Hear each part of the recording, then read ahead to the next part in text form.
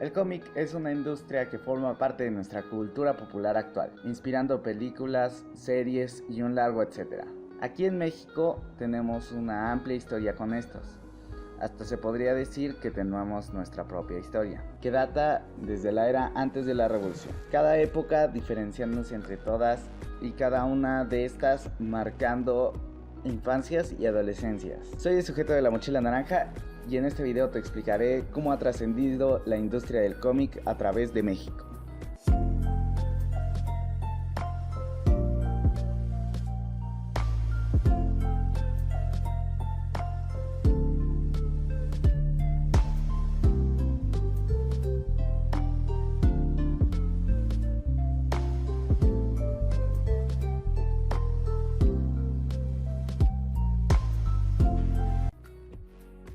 Durante la época porfiriana, con los grandes avances económicos e industriales, este medio llegó dentro de los diarios de esa época, con tiras cómicas de origen extranjero.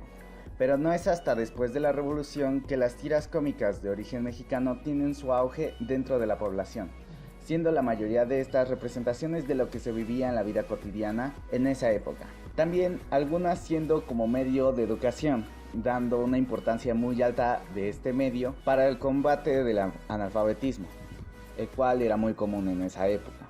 Gracias a este mercado con potencial en bruto, surgió la segunda generación, la cual llegó a un punto al que no hemos podido llegar. Así durante 20 años se mantuvo un estándar, y algunas se imprimieron independientemente del periódico. Durante finales de los 40 e inicios de los 50, unos empresarios se dieron cuenta del potencial de este mercado y comenzaron a producir en masa lo que en ese tiempo llamaron cuentos o libros de monitos, comenzando así nuestra propia era dorada.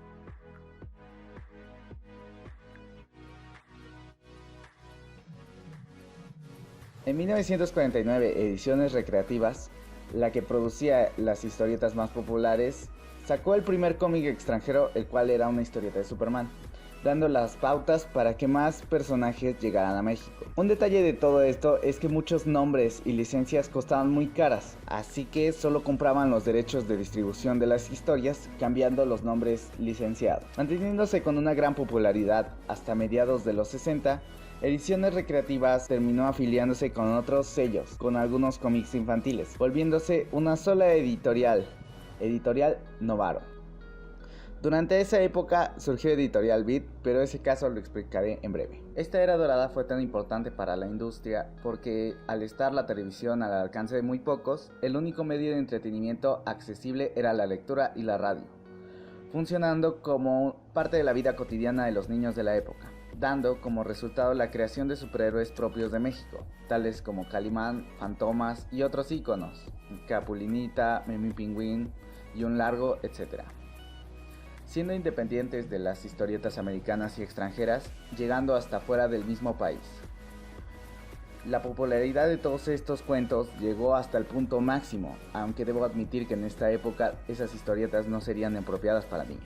La era dorada terminó cuando, después de distintos problemas económicos, tanto de la empresa como del país, no pudieron seguir pagando las licencias y distintos métodos de impresión, que simplemente no funcionaron, culminando cuando ocurrió el famoso temblor del 85. Todo tuvo que cambiar para la generación que llegaría.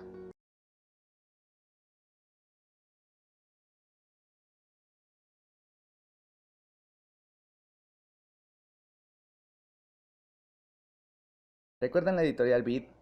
Pues a partir de aquí comenzó a verse mayormente y ahora con más potencia que nunca. Editorial Beat fue fundada durante los años 50. Se había mantenido como hermana de Novaro durante mucho tiempo con Memín Pingüín, Lágrimas y Risas, entre muchos otros, hasta que en los 80 y principios de los 90 consiguen licencias que en esa época estaban de moda, con la animación de X-Men, Batman, próximamente animación a través de México, y las muy nuevas en ese entonces Batman de Tim Burton y Spawn. Surgió una nueva generación con más interés en esta industria. Entonces fue cuando Editorial Beat incursionó en este mercado. A pesar de todo esto, su éxito no fue inmediato.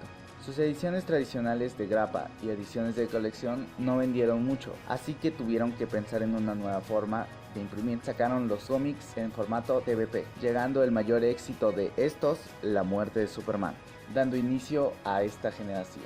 A finales de los 90, Beat consigue los derechos de distribución de Marvel y ahora con más series consiguió derechos de muchos cómics extranjeros y con ediciones de gran calidad muy surtidos. Su popularidad llegó a muchos países de América Latina. A pesar de todo esto, la popularidad de Editorial Beat cayó, ya que como muchas empresas, las malas decisiones hicieron que la venta de cómics ya no fuera un negocio. En 2005, perdiendo los derechos de Marvel y DC y ahora pasados a Televisa, termina una era para comenzar otra.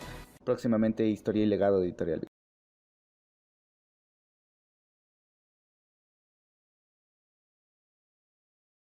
La última generación es en la que nos encontramos. ¿Un gran auge en las películas de superhéroes significa más ventas de cómics? Pues no lo sé.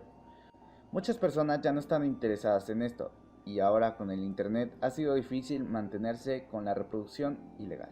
Comienzan las ediciones Marvel Now y Nuevo 52 por parte de Televisa.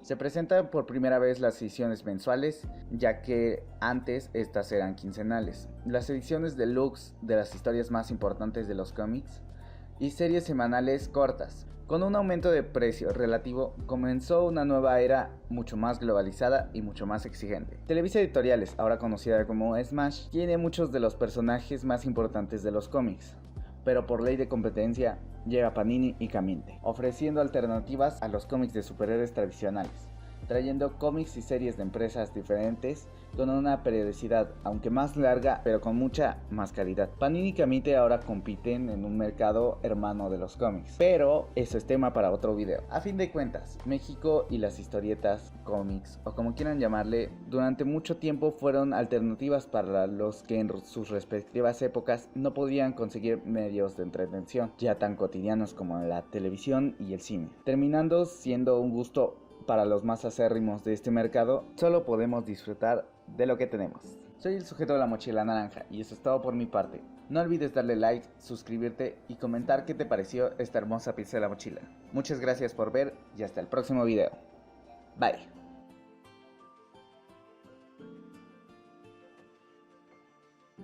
Ahora podemos ver cómo es que nos cobran precios exorbitantes por lo mismo.